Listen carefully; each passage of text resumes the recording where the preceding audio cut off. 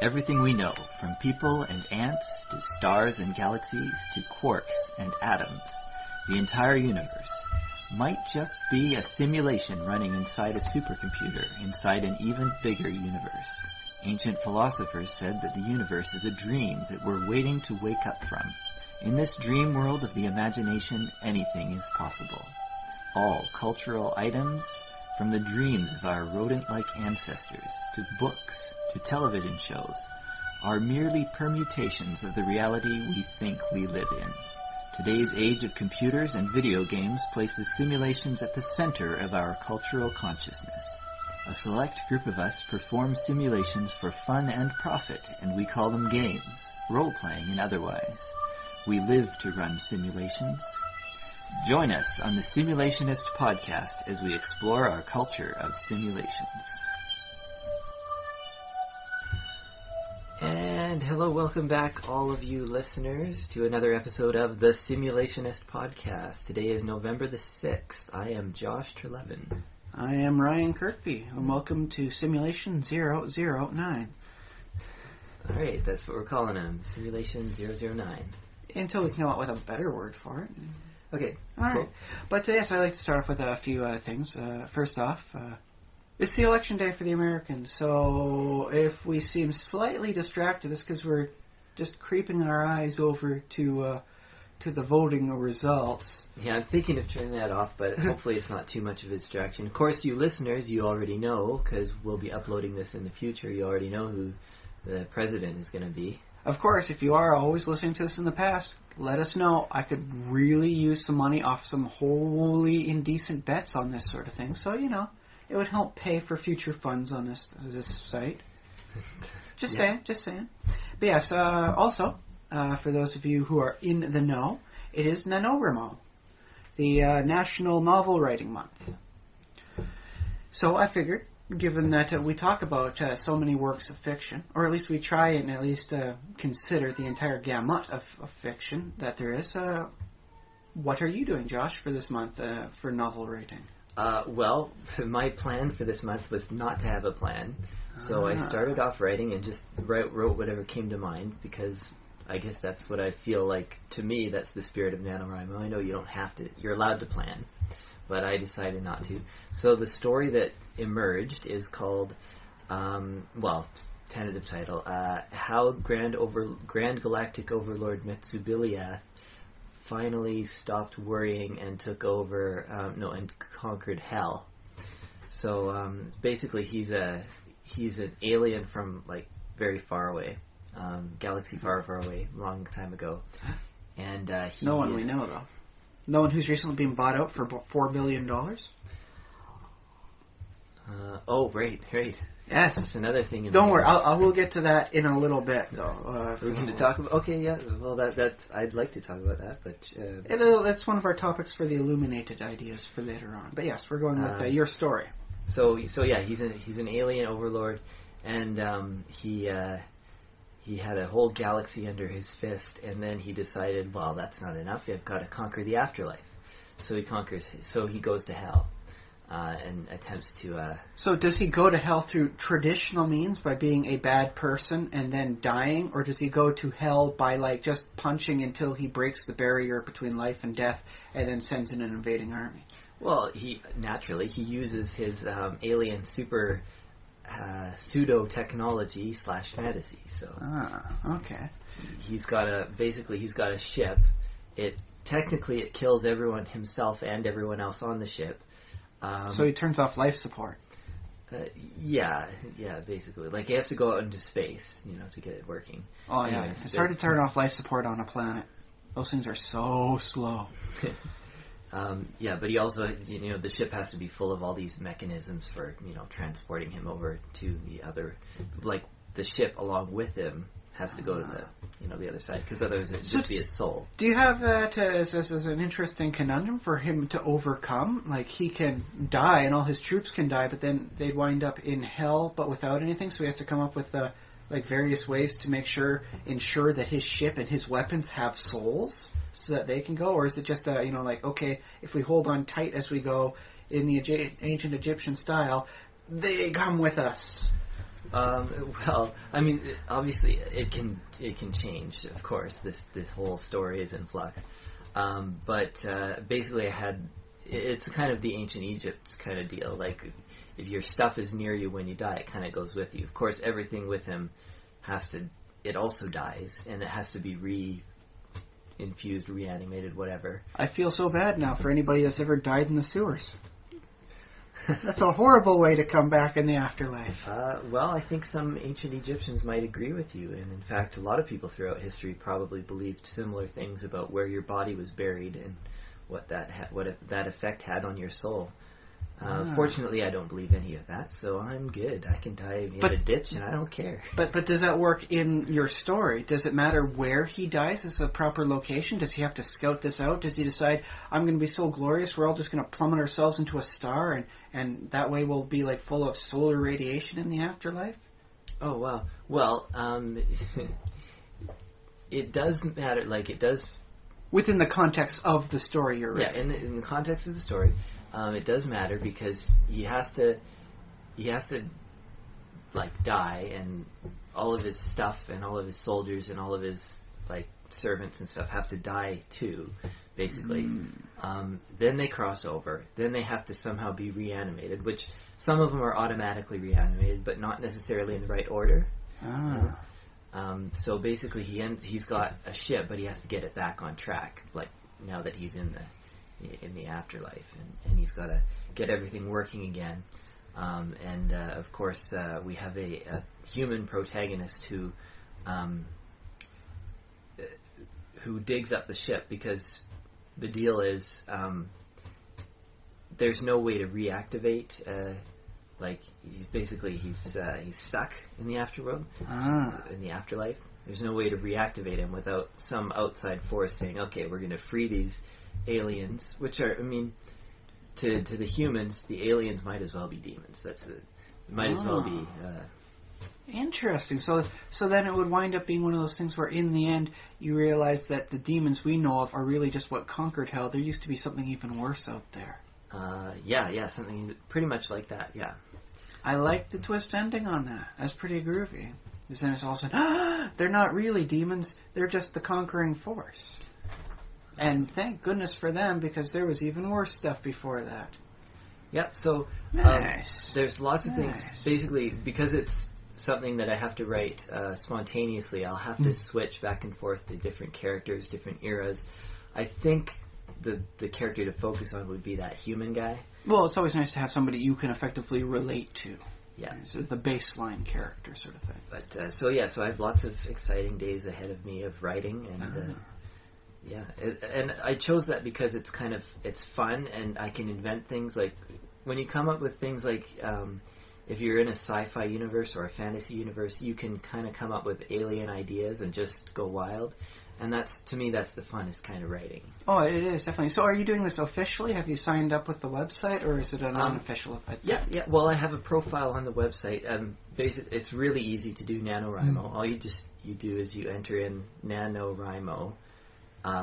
It's .org, or is it .com still? .org on your internet machine. And I like the term internet machine. I'm picturing levers and maybe an internal combustion engine. That's what I have. I don't know what you have at home. Oh, mine's all electric. It doesn't have that healthy vroom you hear from a good solid internet engine. All you have to do is sign up, to do a little profile, and you don't even have to. It used to be that you would upload text, but you don't even have to do that now. You just keep track of it's the honor system. You just keep track of your own word count. You just type it in, how many words you did today, and it calculates it for you. Oh, very nice. And I'm writing mine by hand on notepaper. Oh, you're going classic style. I'm making NaNoWriMo as hard on myself as possible. So I don't know if that's the best idea. Well, I mean, it works in opposition to what I've done. I figured, because of various circumstances this year, that I will not be officially taking part in NaNoWriMo. For those out there who don't know, and you probably shouldn't, otherwise you're creeping in on my life, and that makes you a creep. But I will let you in, and this will be all okay now. is next week I will be going to Vegas for a couple days. My father has his 65th birthday, and the family's getting together, having some fun for that sort of thing. Let's see. In addition, this is the last month for the City of Heroes MMO, and I'd like to experience some of that. And to say, I got up to the max level, and yes, I did these quests, and I experienced this. I think it's a good game, and it's a shame to be lost. So I want to spend a decent amount of time with that. And so I figure with these circumstances, going in on my life, if I went officially, I would fail. So I'm just going to do it unofficially, and instead I'm modifying it. Rather than a novel, I'm going to see if I can write some short stories. I've got 2 on the go and 1 planned. You'll know the first one. It's called Her Screams Could Be Heard from Above the Crowd. It's a nice little horror story. I'm writing it in the Lovecraft style, like a past tense, this is what happened sort of thing from a first-person perspective. Okay. About a person who encounters odd texts in spam email, and gradual descent into insanity and various other fun things that happen in your standard Lovecraftian stories. Josh will know this because it actually happened in some of his spam in, what was that, like 2000, 2001? Oh, I don't remember. It was a good ways off. Occasionally you get spam with strange strings of fiction or possibly even nonfiction that just work out to be really weird and out of context because they chose that to get through your spam filter or whatever. It doesn't show up on the screen sort of thing. It's one of those hidden things like they use it, they'll parse up a story into separate individual bits, and then they'll see which bits go off, and then that way they'll say, okay, this address was active, and they've looked at our stuff. It's that we'll keep sending spam to them versus these ones which had no response, didn't even check it out. Of course, I think they're doing something different with 1x1 pixel images these days instead to monitor that. Okay. It works a little easier, I've been told, for the HTML stuff and how it all works for the tracking. But that's not actually a fun thing. Like, you get a weird message in there, because I remember the one that you got that really stuck in my head was a line that says, her screams could be heard from above the crowd. Yeah, okay. And that was enough for me to stick in my head for at least a decade later, so I'm going to have some fun writing that. I got another one. I'm not playing in any active D&D campaign or any actual gaming campaign right now, so I'm going to write a short story in a similar styled setting. I'm actually going to see what I can do about making it dungeon punk. That'd be good. I checked out TV tropes. There really isn't a heck of a lot for the dungeon punk style for novels or short stories, so I'll give it a write, see what happens, see what comes out of it. Now, are you able to quickly define dungeon punk for listeners? Well, I mean, you could effectively call it the steampunk style, but taken even more technologically backwards. Okay. That doesn't really say a lot. It's a bit of a campaign style where the use of magic takes over the use of industry and technology. Those of you out there who have read the Eberron campaign setting, that is very heavily, wonderfully dungeon punk. They have trains that run on magic.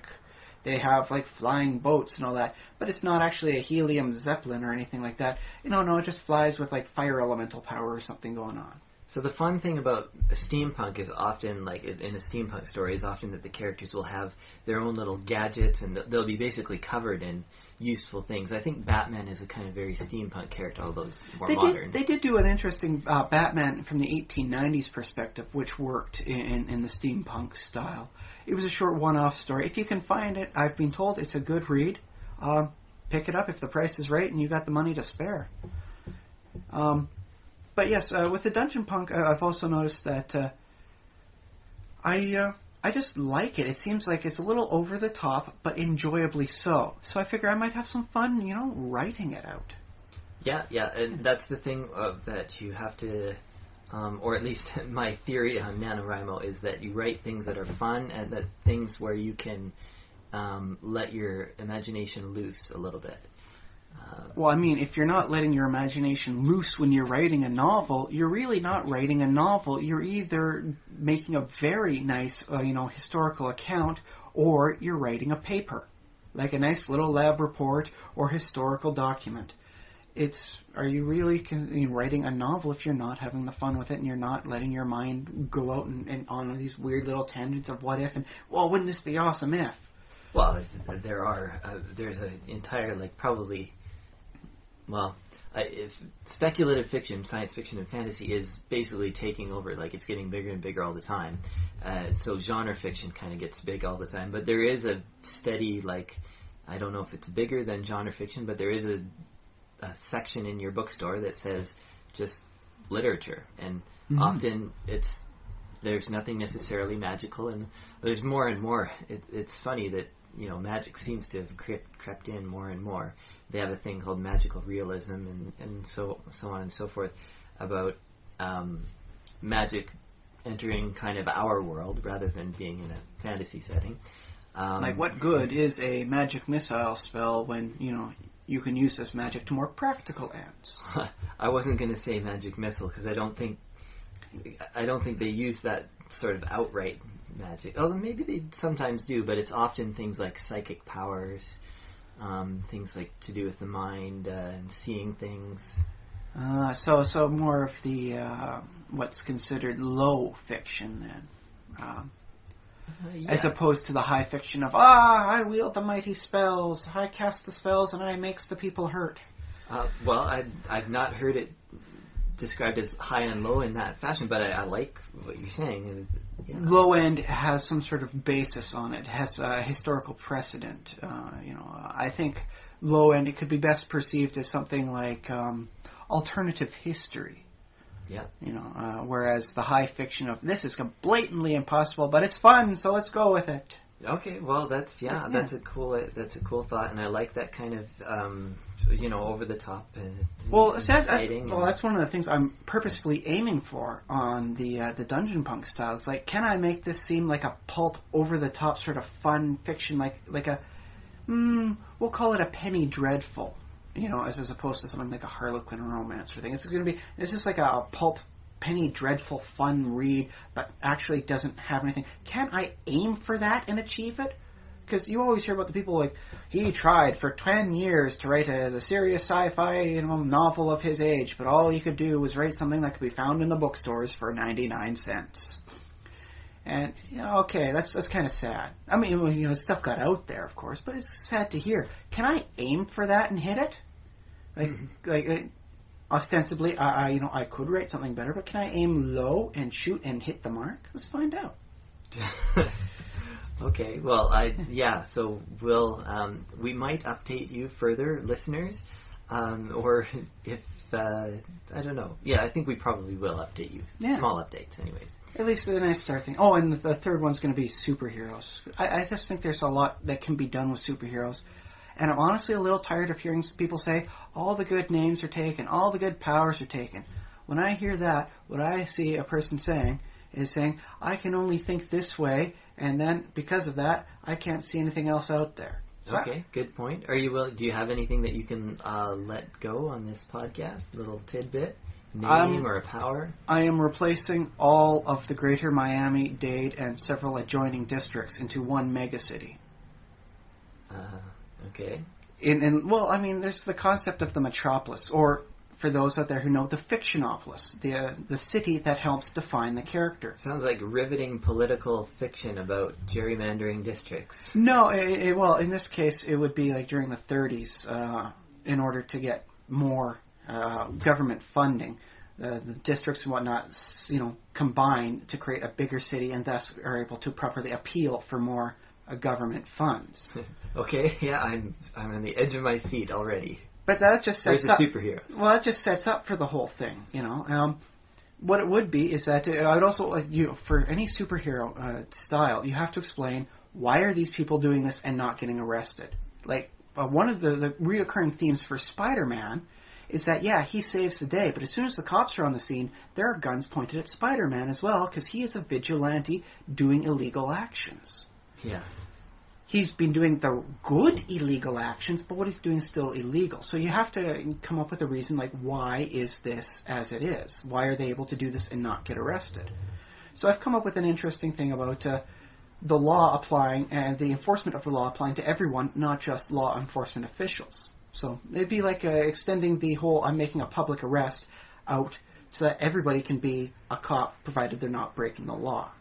Yeah, okay, all right. And what this would have to do would be like okay, I'm going to spoil a little bit of the plot. Good details. Is back in the day, judge comes down with this decree. It is everybody's duty to enforce the law should they be able to. That sounds like Florida, actually, yeah. So I think you're yes, I put that down there.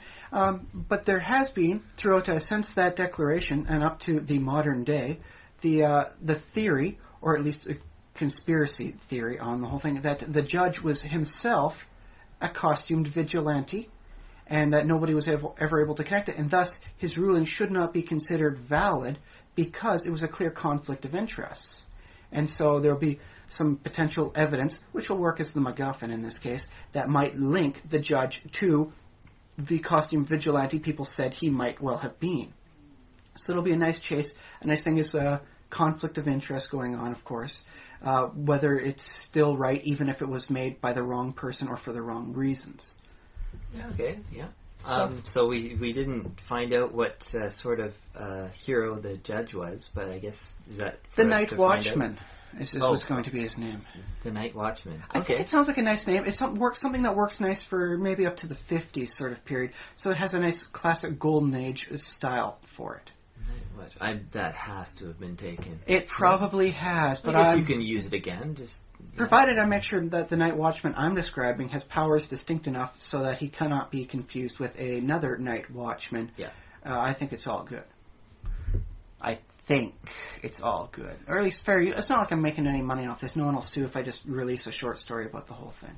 Yeah, well, I mean, it could be just, I mean, it's not fanfic because it's not derived from... No, this will be for its own work well, I don't know. The judge technically won't even make an appearance unless I write in a flashback.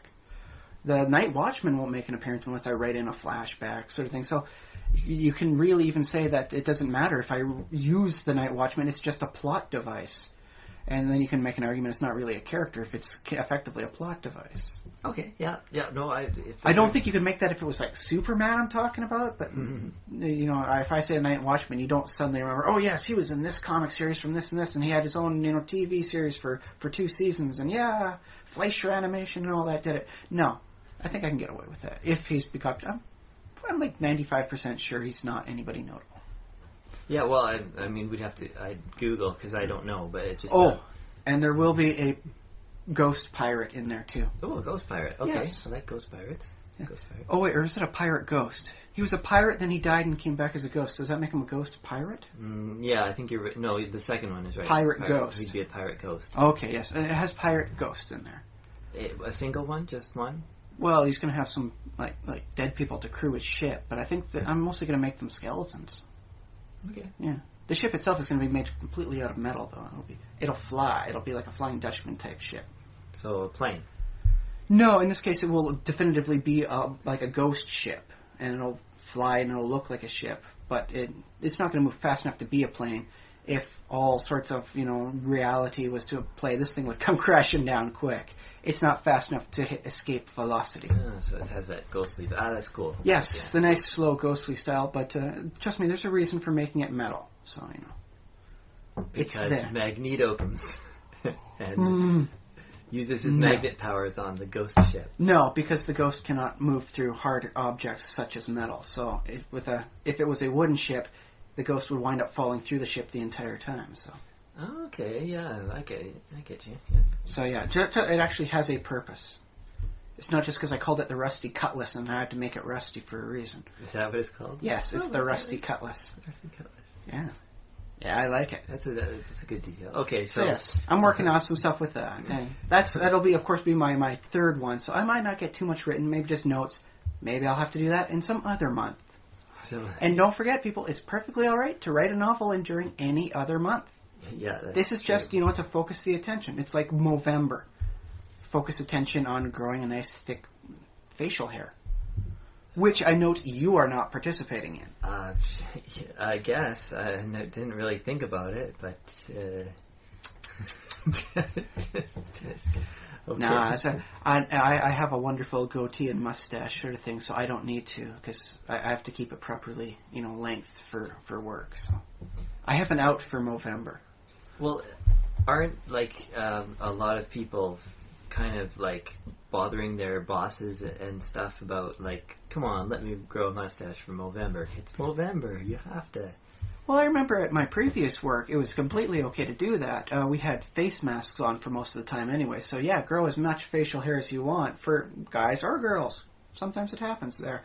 It's okay, you're wearing a face mask, it doesn't matter. You have dwarves working at your... We had some short people, but I don't think they were clinically dwarves. I was thinking fantasy dwarves, but anyway. No, we had nobody with hair that length. Although we did have a system set up, we could have double hair netted, one on the top, one on the bottom, and it would have worked out well. There was an established protocol in place, just in case.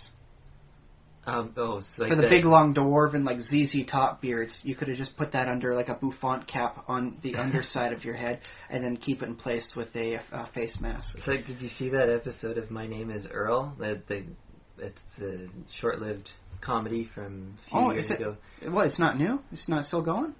I don't think so. Oh, harsh. I didn't follow it, but I did like what I did see of it. He went for a short time. He was working in a fast food restaurant or something like that, and he had to wear a tiny little hairnet over his mustache. It was pretty comical looking.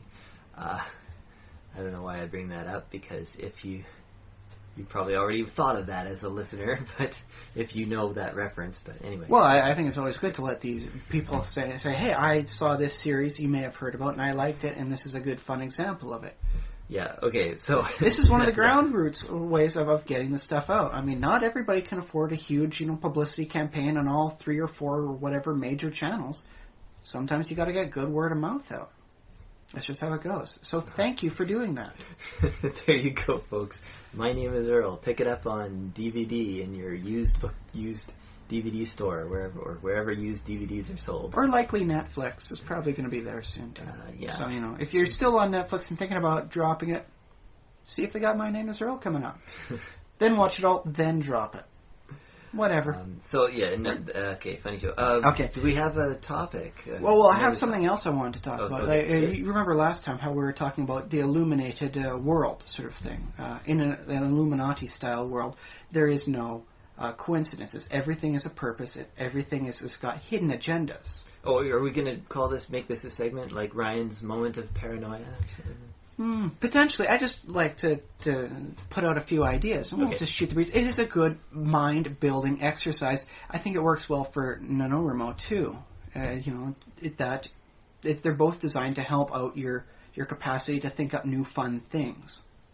So I'd like to talk about...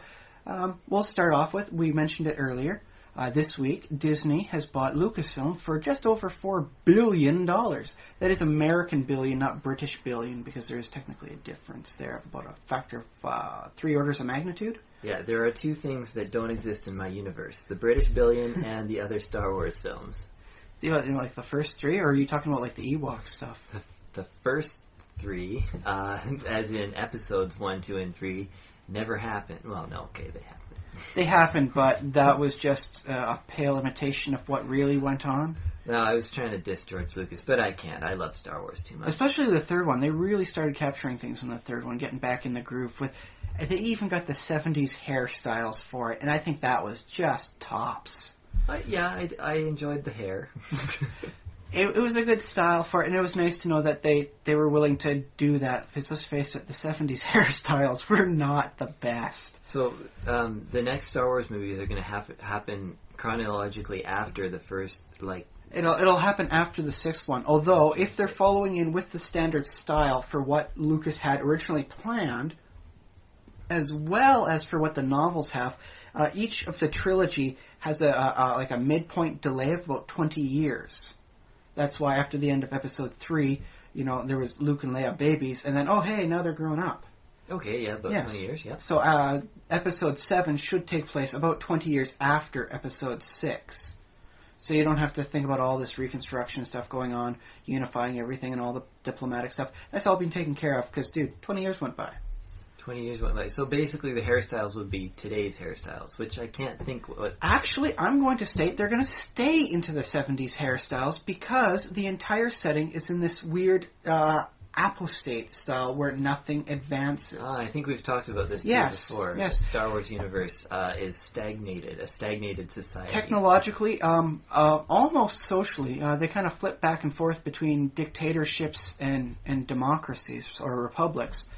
But there's no real progress made. They just kind of, toggle back and forth as it seems. So yeah, I'm going to say that hairstyles don't progress either. You're not going to see C-3PO with, frosted tips all of a sudden. I want to see that. Well, if we have an artist out there who wants to draw such a thing, please, by all means. And then I have a few other requests for later on down the road. But yes, start with that if you want to, and let's see how things look. But I'm going to say hairstyle is going to continue being around the 70s style. Feathered out styles, long bunned hairs, other weirdness. Technically more variety in the hairstyles than you would see today on the street, I'm going to go though. That's true. I think Leia's hair was not out of any particular era. And the thing is, if you have weird hair, it adds the element of feeling like another galaxy. Oh yes, the Mandalorian hairstyles are known to be distinct of their own planet. If you see the Clone Wars cartoon, which I think is a good series, if a little, we'll say one-sided, it's clearly pro-Jedi. Okay. And it seems to be like, okay, this is like the Jedi, propaganda films you see going on, during wartime. They're not actually that good, but So, okay, now if you think the first, episodes 1, 2, 3 shouldn't be a part of it, what is your view on the Ewoks? Well, because they did Ewok movie, man. That's true. Or 2 Ewok movies. The thing about the Ewoks is I was very young when I first watched the Star Wars trilogy, and to me the Ewoks just always felt like, there's just another creature. They didn't feel cutesy to me, although later on watching it again, I see that. They had a weird savage bent to them if you consider them cutesy. It'd be like seeing Hello Kitty with a gun. And I'm not particularly, the other thing that doesn't bother me too much is Jar Jar and the Gun-Guns having that weird accent that they have that's kind of... I forgive them, but only because Boss Nass in that one was voiced by one of the greatest voice actors in the entire universe, Brian Blessed. And I mean, he's a magnificent actor, and okay. I give a lot of leeway when he's involved on almost anything. So I'm not a fan of Jar Jar. I'm okay with the Gungans as a race. So. Okay. But yes, okay. But let's go back to the proper Illuminated topic. Oh, the Illuminated. Disney has bought Lucasfilm for $4 billion. Yeah. What's the possible conspiracy behind this and other events we may have discussed? Conspiracy. They want to own a lot of things, so they bought another thing, and now they're going to own everything. So it's just a matter of everything consolidating under... Well, okay, so in this case, Disney would wind up being the Illuminati group. They're trying to bring more into their fold, then. Yeah, I'm pretty sure Walt Disney was a Freemason, so... Okay, but how about this? As we talked about Planktos, the eco-maverick, and the illuminated theories with him last week. Yeah. His name was John Disney. So how does John Disney relate to the Disney Corporation? Can we figure this out? I'm not seeing the connection. Then they have you in their web. Because you cannot see the tangled webs they're weaving, man. Okay, how about I throw out some other news stuff that's been going on, and we'll see if we can connect up the Disney purchase with some of the other stuff. Maybe I could make it a little more easier then? You got more? Okay. All right, well, Canadian news. The Prime Minister Harper, as of today, has signed a deal with the nation of India relating to nuclear abilities, selling for parts of nuclear to help create nuclear facilities. Now this is clearly easy something. If you're a conspiracy nut, this is like bread and butter. Oh yeah, nuclear treaty with India. Well, there's all sorts of weird hidden things you can do with that. I mean, okay, yeah. You could say that India has a history of turning these secondhand nuclear construction parts into a weapons program to create like nuclear weapons. So you could state that Prime Minister Harper in this case has signed the deal, hoping that India will wind up creating more nuclear weapons to threaten the areas about, because Harper and the Canadian government doesn't want to wind up having to drop the bomb, so they're going to use India as a proxy. Okay, so Canada is being sinister in all of this. Well, of course, in conspiracy theories and comics, Canada is freaking evil, man. So in this case, Harper is effectively using India as like a puppet to do as he wants without getting the dirt on the Canadian government. Okay, so yeah, Canada's okay. I like this. Canada's going to funnel nuclear materials and fissile material too. Don't forget, in the middle part of Canada, we have a whole lot of depleted uranium that we use for our CANDU reactor styles. We don't need to enrich it with a CANDU style, but we could enrich it, or we could sell the unenriched uranium to India, and they can enrich it, and all of a sudden you have high-grade fissile uranium. Okay, well, I have no idea how plausible that is, but sure, let's say it is. Let's say that Canada is basically under the table, is making sure that India can make more nuclear weapons. They are technically a nuclear state. Yes, and that's why there are people saying this was not a good idea, Prime Minister Harper. What are you doing? They've already have a history of taking these parts and say, oh, we're going to make a nuclear power plant for power, and then wind up making a bomb out of it. So, why would Harper sign a deal? And then it's fun to think up the stuff like that. Okay, but we want to connect it to Planktos? Well, we could try connecting it to Planktos. We could try connecting it to Disney. This is how a web works. It doesn't necessarily have to connect everything to everything else. It just has to connect 1 to 2 to 3 to 4. Okay, so India and Disney, do they have animation studios in India? Or no? I think they do. Well, the entire region there has a lot of good animation stuff. And they've been doing cheap labor, basically. Well, cheap labor and decent quality. I think they have a little bit more fundamental respect for the arts there. So, a person doing the whole, I'm doing the animation between the cells sort of thing for the frames and all that, is seen as a bit more of a better job than would be seen in North America. Although, given the climate for jobs these days, any job's a good job. So that's kind of degrading now, but. Okay. As an opinion, it's degrading. The job is not degrading at all. Unless somebody's abusing you at work. But okay, that's tangents. Focus. Okay. So how can... So where are we going next? Okay. So there's also the whole thing about the superstorm, in hand quotations, that the media's been using for Hurricane Sandy. The great revelation, it was man-made. Oh, it is. Man-made, technically.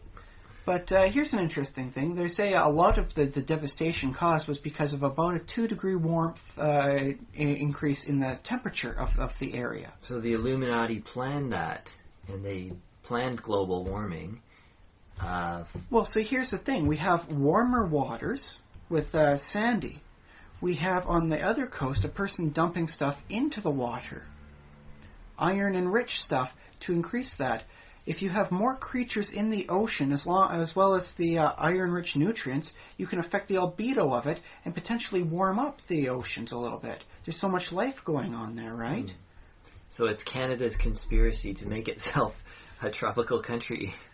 Maybe, or maybe just to increase the severity of the storms to keep people preoccupied with dealing with these storms as opposed to dealing with the real things they should be looking out for. Yeah, okay. Which is Disney buying Lucasfilm. Also, how can we connect this all up together? That's the fun of it, is finding the random, completely unrelated stuff and finding some sort of weird, tenebrious link between the two. Okay. Can we do this? Can we do this? Okay, so... Okay, let's figure out this. Lucasfilms is actually fairly progressive in their stuff. What now they currently have out is the, as I've mentioned, the Clone Wars. They have a lot of things, and a lot of topics. They'll spend like a couple episodes dealing with this planet over here.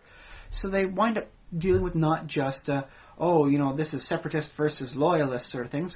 They go into weather generators, and they go into, like planetary sabotage. Oh, I like weather generators.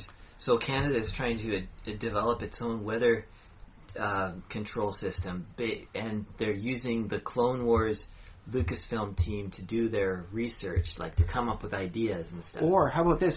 Disney is part of the big Illuminati conspiracy group, and they see that by having this series out on TV and getting people to think about, there might be sabotage and ecological stuff, they're buying Lucasfilm to cut it off and stop it from doing this stuff to keep people from thinking that sort of stuff. Oh, that's like a double bluff. Yes, so it's like, yes, we're buying this, so Mickey Mouse can now have a lightsaber. And no, what they're really doing is stopping you from thinking, progressively about these ideas. Da-da-da-dun. And let's work with the weather generator. We can say that maybe the whole nuclear deal with India isn't to have the parts put in for a nuclear power plant or even a nuclear weapon. That's a false front. Let's just have a conspiracy theory that Canada is giving the parts to a weather generator to India to help increase the overall weather control patterns that they, and I'm using the capital T in they can have upon the Earth. They don't currently have a way to control the weather around India, so they'll say, yes, Canada has now a deal to make to send parts to India for making nuclear power plants, and what they're doing is shipping in weather generator parts too. Weather generator parts. Well, that is nuclear-powered weather generator parts. So that way they're actually doing some more stuff with the fissile material. Yeah. Okay. Well, that's some crazy stuff. But it's fun to try and connect them. So, there we go. Okay, I don't know if we got anywhere with that, but thank you for bringing us through that. I think it's just fun to try and connect the stuff. Find two completely unrelated things, connect them somehow. Okay, that was cool. So, there we go. Okay, do we have another topic that we can do? Well, I do have a proper topic. We haven't got into our real topics yet. These are just, covering things, what's going on, and updates of things, and little featurettes, I think. But, okay. This one actually goes back to NaNoWriMo. How great is the benefit of doing pre-work on characters and their personalities? Pre-work, so planning out your characters, writing like little backstories and filling in details like who their parents are and where they were born and where they're coming from, what sort of person they are. And then you have these before they're ever featured in what you're writing, or in the situation of games, and before they ever hit the gaming table. Does it have a lot of benefit to having like a fully created background character personality for your PC? Or is it best to just work out a little bit, and then work it? Or is it best just to come to the table blank, like here's the stats, but my guy has no personality until I start working with you guys? Well, the only benefit I see with coming to the table empty is just that, hey, you didn't have to spend that time making a character. You could do something else, play video games, or maybe do some other aspect of the setting, so it saves time. But other than that, I don't really see a downside to preparing, except that it takes time, because you can always throw out what you've prepared. Well, I find there's a decent plus for preparing, especially for novel writing. You keep hearing about authors saying, that's right, I found myself surprised at just how easy it was to write this situation. I just put the character into the scenario, and they basically wrote themselves through. I didn't even have to think or revise. Yeah, you hear that a lot from writers. Or at least established writers. So these writers clearly have a character and a personality in mind, and this is basically putting them in the circumstance and letting the whole thing run its course. So there's clearly some advantage to that. I think, however, for the shared fiction, like what we do in gaming situations, it's good to have, at least in most cases, not a complete character. Most campaigns don't have a lot of character building time. The campaign is not built around the characters. The characters aren't built around the campaign. It's sort of DM comes with something, players each come with something, and everything goes together, and let's see how it works. Whereas if you come with a character who's not completely fleshed out, you can wind up working more with the character, or the other characters, and into the setting. Like if you want to play a gladiator, and then suddenly find out, oh, this is going to be a social campaign, things get a little weird. Especially if you have, his entire, gladiatorial history built up. Well, I can imagine that being quite exciting and fun to do, just see kind of a fish out of water type scenario where that gladiator has to adapt fairly rapidly to the social campaign. Of course, he might get locked out of social events and stuff, which wouldn't. I think that'd be up to the DM to make sure that didn't happen, or that he could sneak in somehow. Or you could always have him effectively be known by the people. He becomes popular, and that's why other forces want to influence him. Is because when he says something, the unwashed masses listen. Because this man has fought in the arena. Did you see the way he beheaded the two guys at the same time? Awesome. And that way, he can be worked in despite not having the traditional skill set for it. But that's ways of working with. Whereas if you have the whole thing fleshed out, oh no, he's a bloodthirsty, true barbarian sort of thing, he doesn't like even wearing more than a loincloth, things get hard because you've created the hardline stance for the character before you saw what you were going in with. Yeah, and that can lead basically to a dead end where, if the DM is not careful, he can just say, okay, yeah, somebody, the police kick you out of town because you're not wearing pants. Maybe there's a law about that, maybe there isn't. If it's a cultural campaign area, then yeah, conceivably there is. That's just kind of how it works out. So I find that for the shared fiction, it works best to have, if you're not going to spend a lot of time with the other people to work everything together, it helps not to have your character so nailed down. Yeah, okay. Well, I like the idea that you could, but I mean, I do this with writing all the time, that you could improvise, you could create background details as you need them, and it's improvisation at that point. And there is some fun to be had with that too. I recall one campaign I was in where the guy had nothing set up. Everyone was supposed to have a history in this town, and so what he'd do is he said, okay, fine, let's see how this works. So he comes in with a blank character. And then they all start off at the tavern, and the bartender comes up, and says, what do you guys have? And he asks the DM, how do I know this guy? I've been here in town for 2 decades. How do I know this guy? How do I know the bartender?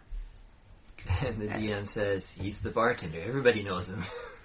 And things start working in for history of them working together, and growing up together. And it actually works, and he wound up becoming fully enmeshed within the town, and such that the town became like an established character for him to help distinguish him.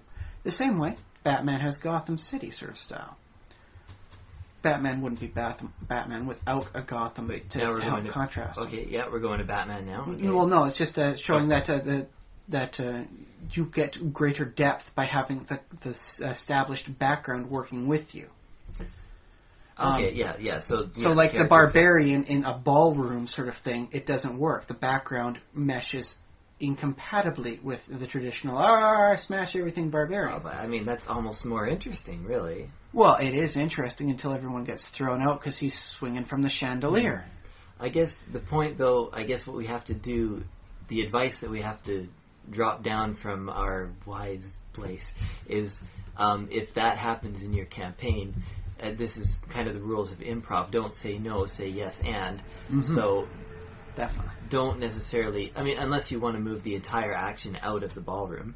But if this is the scenario, say you're the DM, you've got a ballroom scenario planned, you're ballroom barbarian. You're a very strange dungeon master if you're running campaigns about dances and masquerades and whatnot. But anyways, you can have some decent intrigue going on with that, and it's a nice break of pace from the standard smash things in a dungeon. No, sorry, that's me making fun of the kind of emo social role playing. I love that kind of stuff. Really, in reality, that's really fun for me when done right.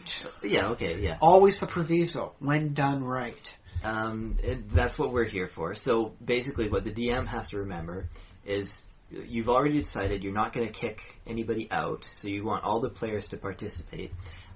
So you can't you can't focus too much on one character's interaction.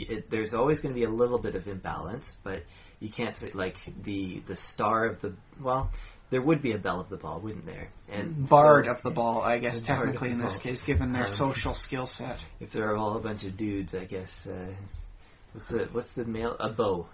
Yes. Bow is the male equivalent of a bow. Of course, mind you, you call them the bow, and all of a sudden I start getting this weird thing where it's like Dukes of Hazzard there, and they're no better in a ballroom setting than anything else. And where's the Luke of the ball? Well, he's off seducing, the school marm or the new female sheriff sort of thing. So that's kind of how it works. I guess the only point that we're trying to... we're attempting to make, despite the weird directions this keeps veering off on, is that you don't want to leave out characters. You don't want to leave out that... Well, there's two extremes you can go. If the barbarian is really out of place, you might put a lot of focus on him, which might make sense, and at least you should put some focus on him. But the other thing is maybe he's like so nervous and like socially awkward in this place that he goes and sits in a corner and gets drunk. Well, that could be fun too. Or, what if it turns out like the barbarian, a social situation like this turns out to be like a wallflower. He rages on the battlefield and chopping off orc heads, left, right, center. You put him in a ballroom sort of thing, and he's up against the wall, hands behind his back, looking at his feet. Take that. He's like scared of girls, yeah. That would be hilarious. And that's fun stuff to work with, but mind you, this is shared fiction, and you do have to work with that. If the player says, no, I'm getting drunk and swinging from the chandelier, I mean, what you're going to have to try and work with them, or, if they're not working back with you, that's a problem. Yeah, and well, one of the things that I've done before as a DM is I've thrown in basically an allied NPC to the characters. So I have the authorities be like, oh, you can't swing from a chandelier in a ball and whatnot. That's my hoity-toity guy. You can't do that. What are you doing? I can see the mustache just drooping off him right now, man. Yeah. Okay, and then but I also throw in the kind of chaos-loving, like, no class levels, no class, but a minor noble who's in there who's quite young and he wants to see the trouble. So he's like, oh, that's awesome, like, yeah, you should swing from that. And the young bon vivant about town sort of thing winds up taking a liking to this. I can dig it, yeah, that's a nice way of dealing with it. And then he gets, like, he can either steer the player characters a little bit by like suggesting even more crazy things for them to do. Do a backflip! Or he can take the heat for them if they're getting in trouble. He can be like... He winds up bribing the guards not to arrest the guy, and they all go take their party off to somewhere a little bit more properly lively. Yeah, or, that could be even... that could be one of the player characters might step up into that kind of, like, that role. It is a good way of establishing, the non-combat interpersonal roles of the various characters in the group. Sort of thing. Yeah, the barbarian helps fight in the front, and in the social situations, I make sure he doesn't get busted. But we were talking about preparation, so that's what you do when you... No, actually, I think this works interestingly, because you mentioned, just improvise and have this. I was going to wonder about, what is the goodness of having the DM have these characters established, like the NPCs, ahead of time. And you've shown very clearly that it's good to have the improvisational skills to work against this, and so that instead of having everybody worked out, the major players, you suddenly go, okay, this is how it's going, I'll throw in a character like this. And part of that is having the stock characters in your repertoire, which is not necessarily prep, it's almost... It's almost a skill, like it's more improvisational skill. It's just having that experience of seeing different characters in action, reading a lot of books. And don't hesitate to mix that up every once in a while. I mean, you're a hoity-toity guy. Everyone can see that working well as an aristocratic elf. And everyone can see that as the old guard sort of human type character. How many people would see that as an overly civilized dwarf? So you don't forget to mix things up here and there. Yeah, that's a good point. If you have a spare second of cognitive power, you could roll a die, and you might have your random race table. You could roll a die to determine what race he is. Some people do that. Some people just pick, out of the ether, out of the air. Oh, I think I'll make him a dwarf. But often what you end up with is that, it's very stereotypical. It's very, because they are stock characters that we all have, like DMs, build up in our repertoire, and we have them basically certain aspects go together, certain races act a certain way. So sometimes it's nice to cross that and go somewhere else, as opposed to like I'm a hard-working dwarf. Sometimes it's fun to have a dandy. Yep. I wouldn't do that 'cause I'm get my hands dirty, get that dirt underneath my nails. We'll never get out. Yeah, and well, it depends on what the entire setting, of course. Oh yes, it's always, of course, setting dependent. I mean, if you're in the Dark Sun campaign and you don't have a cannibalistic halfling, players are going to say, what's going on? Yeah, why are you throwing this They at probably me? wouldn't invite him to the social gala. I don't know. Some of those social galas in the Dark Sun setting are kind of weird. I kind of expect it was like, this was a slave who displeased me. Now he's supper for whoever wants to eat of his flesh. It's just one of the things where the decadence, of the higher aristocracy in like the cities led by the dragon kings and queens would actually do that. So Okay, all right. Well, that sounds fun too.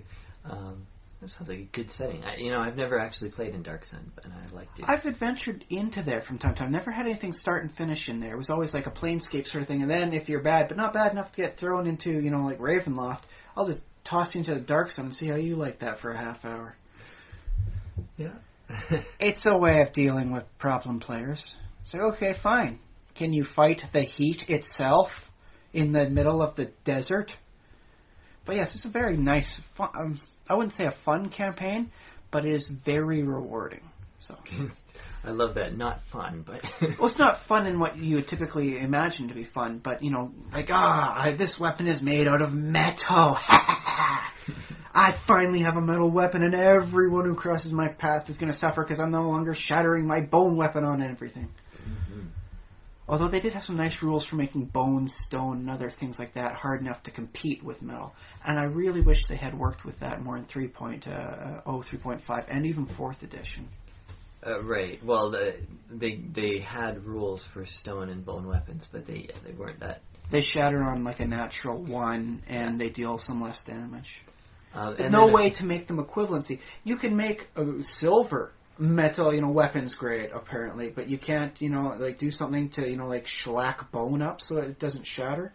What's going on, man? That's laziness.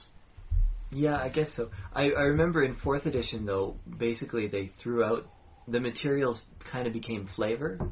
And I would have liked to have seen them work better with that, too. Yeah, basically, you can get a whole book full of variant weapons and magic stuff, and most of them are, it says this sword is made of stone, like crisscrossed with little etchings of runes and whatever, and the stats are just the same. The stats are just for the sword. See, what I would have liked for weapons is actually a baseline stat block, like what you see with spells, like with descriptors.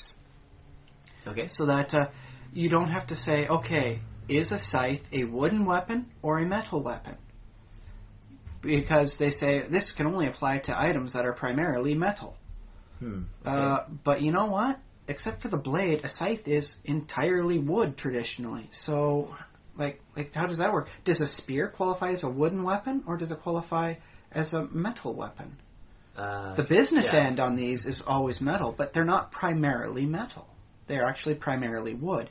So I would have liked to have seen each weapon have like a stat block, like say metal, and then say default is iron or steel, and here's the base stats for how they work. Okay. And then if you want, it's like, hey, if you're doing it with adamantine, this happens instead.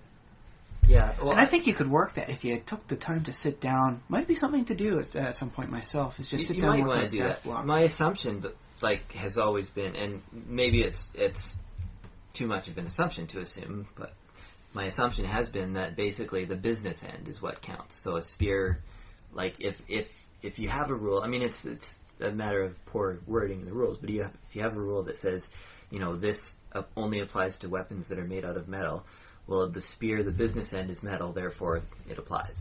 Same with a scythe, the business end is metal, so it applies. But I can see where that might be ambiguous, so it might be a good idea to go through the rules and clarify. Sure, yeah. So yeah, you could have some, and especially because like with sundering stuff, had in 3.0, 3.5 some very odd things. Like you'd have to search up to see how many hit points does this have. What's the hardness of it? Hardness 10 usually, unless it's wood, and But here's the thing, how does that qualify then? If someone tries to sunder your spear, how does that operate? Does it use the hit points, and hardness for wood or for metal? See, it gets really weird, and I would have liked to have had them hardline define that. This is what it effectively qualifies as for all these attempts. You're going to warp metal, it'll hit this. You're going to warp wood for that, you can do it. Yeah, I think you're right. Sundering a spear seems to be... like it would be a wood. At least off the top of my head, I don't see a direct ruling from the rules. I mean, there might be something that you could do with it. But yeah, it seems like a corner case that probably should.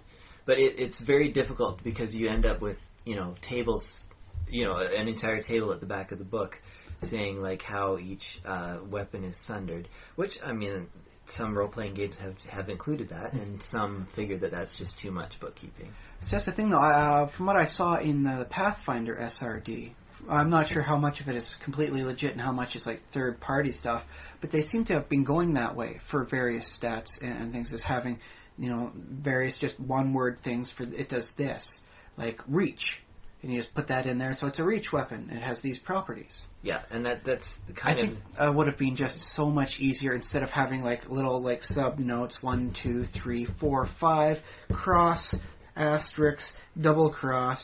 Is do just say properties, and then you have reach, have trip, or trip plus. In which case if you fail your trip attack and they try it on you, you can just let go of the weapon. Yeah. So it would. I think that would have worked better.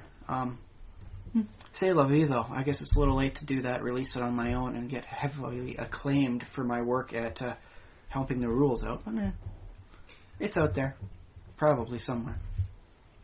Well, of course, technically the 3.5 rules are still under open game license, so you can always add that way. I might at some point in time, after the novel stuff, the short stories I'm writing go, I might want to sit down and actually work that. I just think having that there would probably help out for a lot of some very fun extra metals. Or, because Darkstone has some nice stuff for like, just obsidian. Like, you wouldn't consider obsidian weapon quality, and it had stuff for that. And it would have been nice to say, oh yes, now I have an obsidian, great axe. Look how badass it looks. Oh, that'd be funny. That'd be fun. Yeah, and I think it would have been nice to have just had the whole stuff written out. Here are your stats. Here's what it basically is. And then here are different metals you can replace it with. Or items, Yeah. Well, when you put that in game rules, you have to strike a balance between, like, just overwhelming, like having a big, thick book full of, every possible weapon. And basically, you want to make it easy for the players to use. Well, here's the thing. I think it should work out basically what they're doing for D&D next. Start off simple, but if you want, we'll toss in a splat book of all the complexity you'll ever want. Yeah. Everything I hope it works. Yeah. I think the system is great, because that way you get to modularly add on the stuff you think should be added on. You don't have to worry about the 100,000 tables. Let's face it, Gary Gygax was a great guy. He loved tables a little bit too much. He did, but there are other systems out there that are even more. The Rollmaster system just boggles my mind. It shuts me down just trying to think of it sometimes. It's good for some people, and if that's how you want to do it, that's how you go about it. But I think it's best to work, at least fundamentally, as least amount as possible. And then if you want to go deep, there's depth for you. Yeah. If you want to go scuba diving, you can. If you want to go snorkeling, that's your basic option. Yeah, I think I agree, and yeah, you can build off that. No disagreement there. Okay. So yeah, but I think it would have been nice for them to do. But c'est la vie. Maybe I'll get it done. Maybe I won't. Maybe I'll pass it on to someone out there who's listening. Maybe we can work together. I think there's a lot of different fun stuff you can do with various materials. Well, yeah. I like to see like an alchemical gold that winds up dealing maybe even just 1 point extra against creatures that are vulnerable to sunlight. The same way that silver weapons deal and hurt creatures that are, like associated with the moon. Yeah, nice idea. That's good. There's a lot of stuff you can do. Just, oh my goodness, you could have like splintering weapons, like made out of a wood type thing that work. You could have like Damascus style steel that bends very nicely, as opposed to that way it has extra effective hardness against sundering attempts. Sort of thing. You could do so much stuff with that, but they never did officially. Yeah, well, there's so many areas within a role-playing game. Infinite areas, technically, if you want to get as technical as possible. Yeah, really, you can bring in so many things. But yeah, materials would be fun because it's fun for a player to say, this is my star metal sword. Although, did you see the recent XKCD on star metal? Might have. Basically saying that star metal is not that good to make swords out of. Well, not all of it. I mean, if you want like iron, and it comes from the stars sort of thing out from space, that's the best stuff you can get. It's the purity is undiluted, but it's not always iron. It's not always as you wish it to be.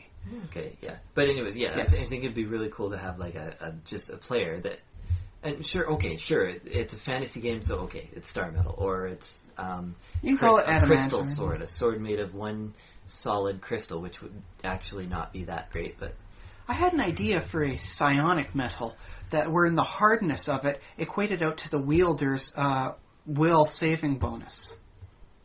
So that it winds up being a rather poor weapon in the hands of like a warrior because it gets sundered very easy. They have very low will save bonuses. Chances are they don't have a high wisdom score, so that's not getting modified. But in the hands of like a wizard or even a priest, oh God forbid a priest, then it becomes something really hard and it shows like their resolve. So yeah, I like that idea for fiction, not as much for games. Just because if you're fighting a big bad guy who's very psionically powerful and you get his sword, it's like, apparently only he could have the sword. Which, I mean, sure, that's par for the course D&D. Sometimes you get great stuff, sometimes you get not so great stuff. You kind of have to roll with those. Yeah. That's some of the fun of it. I mean, that's why Diablo 2 was so very popular. It was basically a random treasure generator with a game wrapped around it. Although, like, people always complain about the drow weapons, especially that, melt away when you get them, so... That's railroading. Okay, yeah, or whatever it is when the DM takes away good stuff. It's a variant on railroading. Here's all the great weapons. Not for you, it melts. Yeah. Although at this point, I feel like if players go in and they kind of expect that, they go into a drow encampment underground somewhere, there's a drow cave, and the players are, they're going to ambush them. A drought post? A drought post. There's my bad pun for the night. They're going to ambush them before the drow can find out about them. But the players have somebody in their group or somebody who knows, and it's mentioned that drow weapons will melt away. What is the condition that they melt away? Do you remember? I think it has to spend so much time above the surface because it all effectively dealt with like, spoiler alert, there is some sort of magical radioactivity in the Underdark, and that's why all the creatures of the Underdark have these powers. That's why they have the dwarves that can increase in size or have natural magic abilities. That's why the drow have all this stuff, and they lose it when they spend time on the surface. Okay, this is cool. Is this from a Forgotten Realms? I think it's effective Forgotten Realms canon. They lose their powers when out, and that's how you make sure you have like drow at low levels that aren't overpowering with all their magic abilities. Another thing that I really like the idea for fiction and less so for which is, I guess it's the distinction between fiction and gaming. I like that idea for fiction, but I don't think it fits so well in like a game world. Maybe if I thought about it a bit more.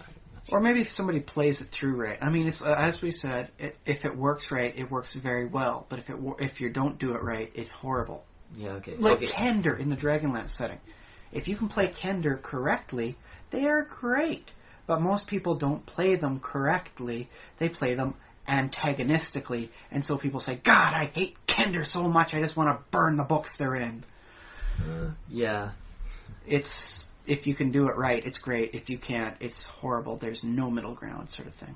I guess, yeah, well, if there was a great role player in my group, like, I consider you a great role player, but among other friends... It'll make me blush.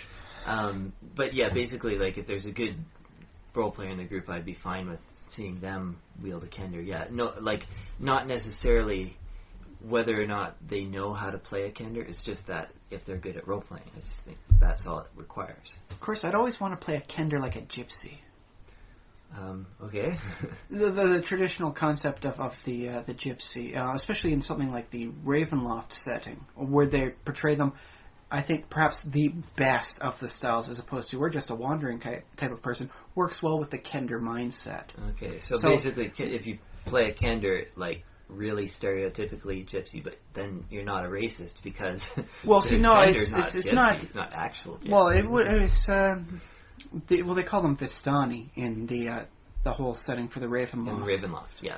And so they're not exactly as the gypsy, although they do evoke the style, the image, the flair of the traditional gypsy, without making it stereotypically, negative.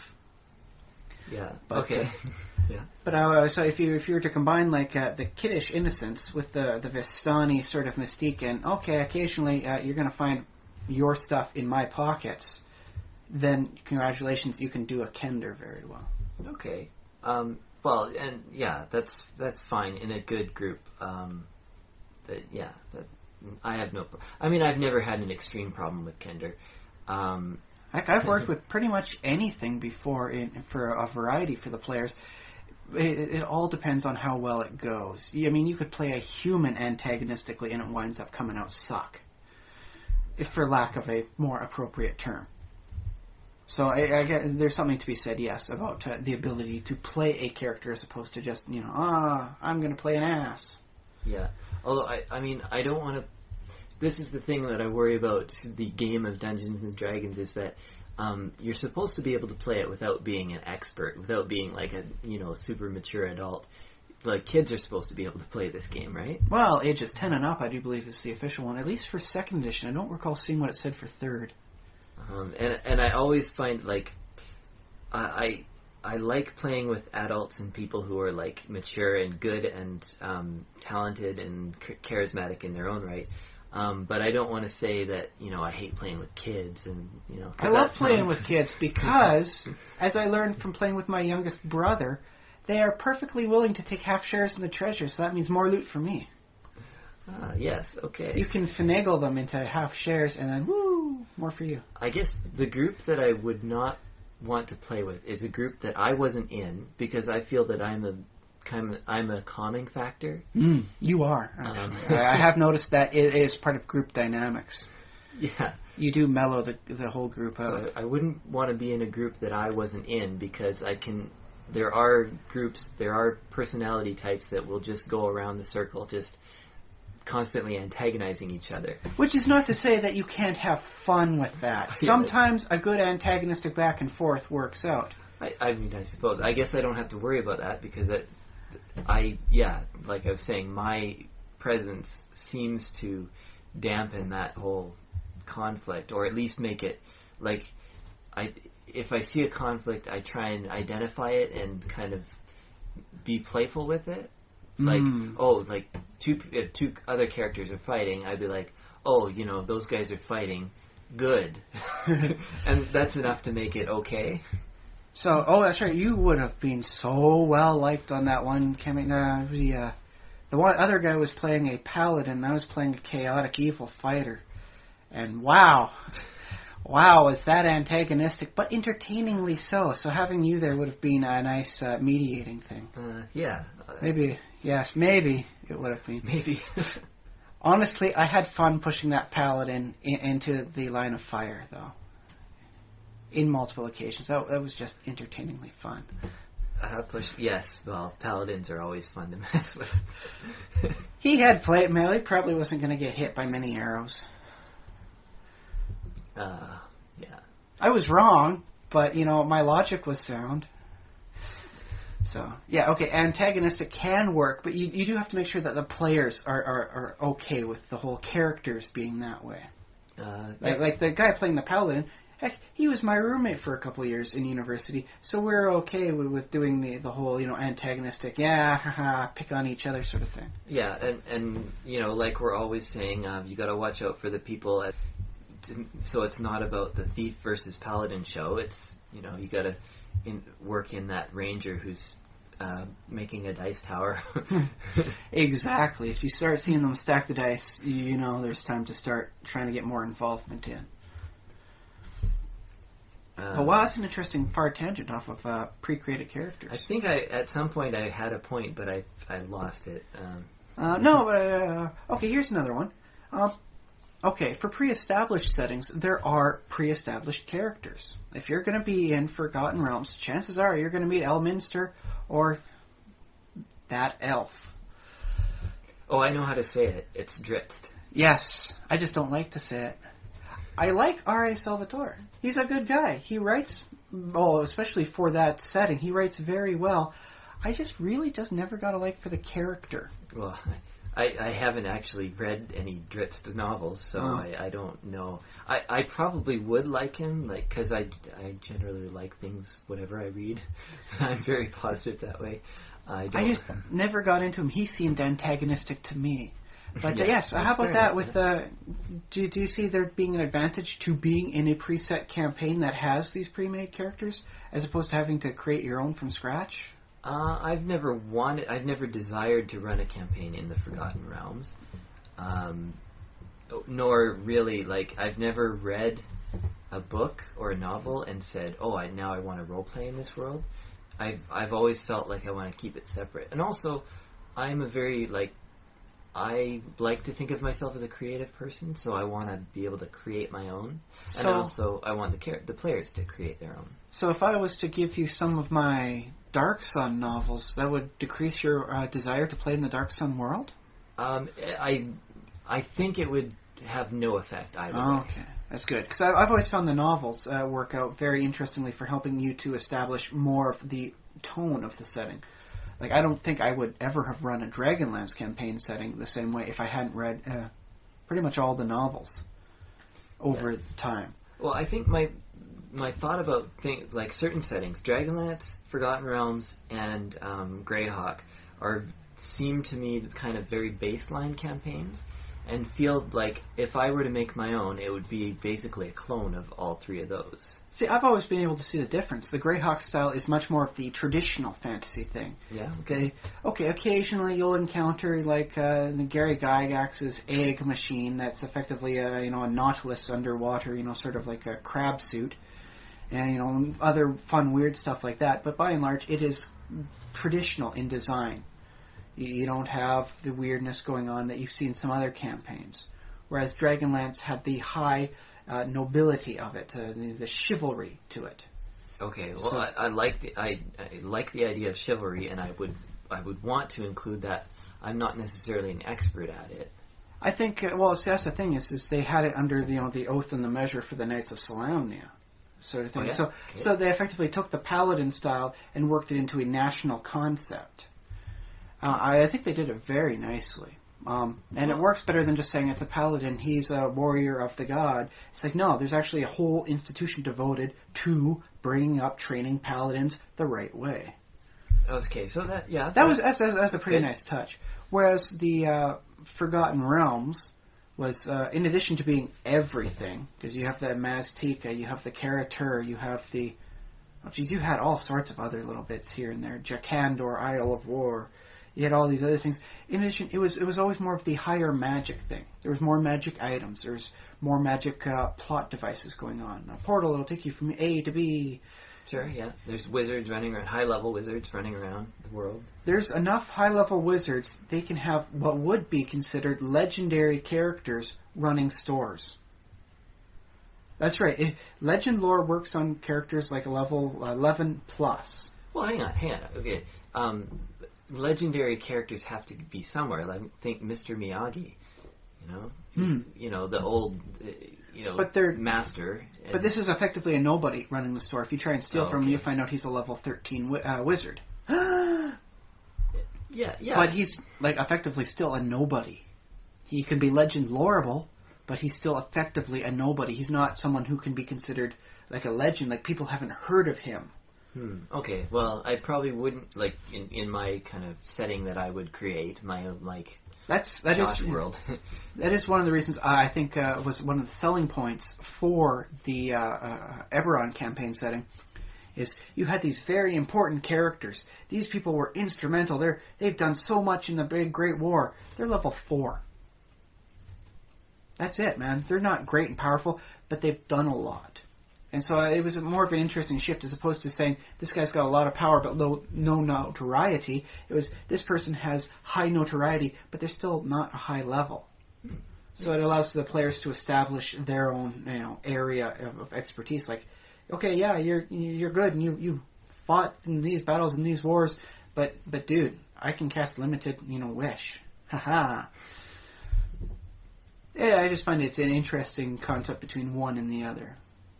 Yeah. Well, I don't know. I think I would come down somewhere in the middle. I want a few high level NPCs in the world, but I don't want it to be just crowded with them. And that is one of the things I found was the more turnoff for the Forgotten Realms for me was there's high level characters everywhere. Why am I doing this? Why can't a minister come down here for 10 minutes, cast 3 spells, get this over with, and then and just leave? Yeah, well, I suppose the art of setting creation, like if you were to sit down and create a setting, the art in that would be creating the scenario or the economy, basically, in which the high-level characters have something to do that keeps them from necessarily... Which is why they had something like that for the highest-level characters in the Greyhawk setting. They had the Circle of 8. The high-level wizards, they actually work behind the scenes to try and make sure everything stays balanced and nobody flips out and does anything traumatic. And so you could have an entire campaign where you have a benefactor helping point out this or find maps for that, only to find out in the end you've been used by the Circle of 8, Mordenkainen and Big B, and all the guys who the spells are named after as a part of it. They've been using you to help establish what they do. They don't have to go out and do the spells. They just hand that stuff off to you because they have to, be monitoring the future, doing their divinations here. You go out and do the footwork, buddy. Well, I guess that's, yeah, as long as you get paid in the end, I'm okay with that. All the creatures you can loot. And they just tell you where the good, loot areas are. Yeah. So there you go. Yeah, well, so, yeah, it's kind of built into the setting that there's these shadowy figures, the Circle of 8. At least it's just something for them to do that explains why they're not everywhere. Yeah. Well, I remember, too, and again, I don't know too much about Greyhawk, but I remember certain storylines involving, like, for a while the entire Circle of 8 was imprisoned, and then they were, like, betrayed by Rary. Yeah, betrayed. Okay, so that happened, and then they went off, and they were nowhere. Like none of them were found for a long time. They disappeared. It's like, where did they go? I don't know. I guess something happened to them. So. Well, it was Gary Gygax's world of his own sort of thing. So you had fun stuff like Alita Mara being turned into a beetle, and that's why he doesn't show up, and do stuff. It's like, no, he's actually a beetle right now, and yeah, so that happened. That works. And, I as a DM, I think, like, it's kind of a good, not all the time, but it's good to think of, what would Gygax do? Because he basically, like, invented things as he needed them, and he created his own world, and kind of, I think that's the way to go, like, to play D&D right. I mean, there's a lot of different ways to play. And he did heavily focus on the characters, like the PCs, and what they were doing. So there's some interesting stuff there that I think everybody could stand to learn for, good DMing. Yeah. So. Yeah, if you need an excuse for why the high-level guys aren't helping, it's like, oh, well, so-and-so's a beetle, and so-and-so's in jail, and so-and-so, nobody knows, but apparently he's not around. Last we heard, he was in a demi-plane doing research on something he cannot detect through any conventional sense. He's going to be a little busy. Apparently time passes differently on that plane, so he thinks he's been gone for 2 weeks, but... That's always fun stuff to do, too, yeah. So, yes, bottom line, though, if you were to run a Forgotten Realms campaign, would you include that elf or Elminster? I I would include Elminster because I see him as kind of the guide type, because everything I read in the books is like, I am Elminster, let me introduce you to the Forgotten Realms. These are my lands, and so on. So I see Elminster as almost like a guide. The storyteller, the bard, as it were, who tells the story of the heroes who did this. Yeah, whereas Drizzt I see as more of just an alternate party. Like, Drizzt is off doing his own things and having his own adventures. He's another adventurer, and the party can have their adventures. They might cross paths, but I don't think it's likely. Like, I don't think that would happen. It might be interesting to knock the PCs down a peg when they're thinking they're all high and mighty. Oh yeah, and then this other party comes into town, and they've got an elf, he's wielding 2 swords. Like, say, oh, this guy again. Okay, everybody act humble, or we're going to get our arse whooped. Well, depending, if the party is opposed to... I think Drizzt is a chaotic good character, as far as I remember. Yes, I believe so. Because he's a rebel against his evil kindred by being good. Which, I mean, I think that's a good story, so I don't know why everybody hates him so much. I just find he's... let's see, what's the best use of the term? You basically described it right. He's like another player, sort of thing. So it's like having like the DM's player, it's like, hey, I'm a DM PC, I get to do stuff too, and I'm unchecked by a DM saying no, haha.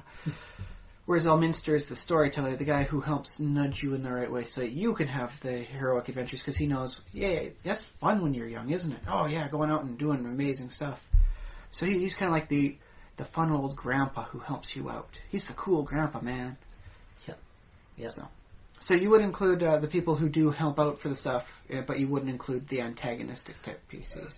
Well, if I were to run Forgotten Realms, because I see Elminster as so iconic, like it's not Forgotten Realms without Elminster.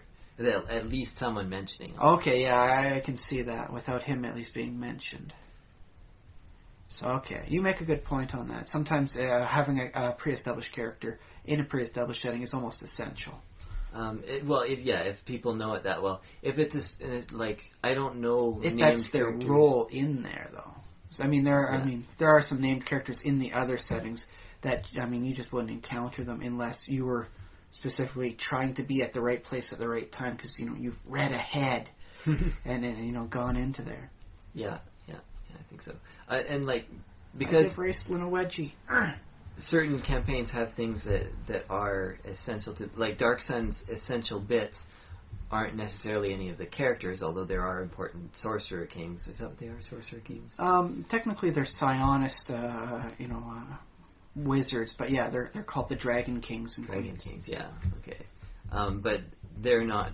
They exist in the setting. They're important, but the thing that defines the setting seems to be this post-apocalyptic wasteland plus psionics plus other weird stuff. Well, and the concept of everything can either hurt you or outright kill you seems to be a nice way to define the Dark Sun campaign. Yeah, which is very atmosphere-based. It's very, it's based on the environment itself. You can have an adventure just trying to find enough water for the next week. You can do that and have that work out. I think that's an interesting way to go. I think that's a very nice alternative to the dungeon style. Although, Lord knows, there are enough dungeons and fun things you can do. Yeah. Well, and I guess, it's fun to say, you're in Dark Sun, so you can die of thirst. But, kind of, if you think about real, our planet and, the historical reality. You can die of thirst in a lot of places. That's what I'm saying. And there might be whole countries of the world where metal is rather scarce. Yeah, that's true.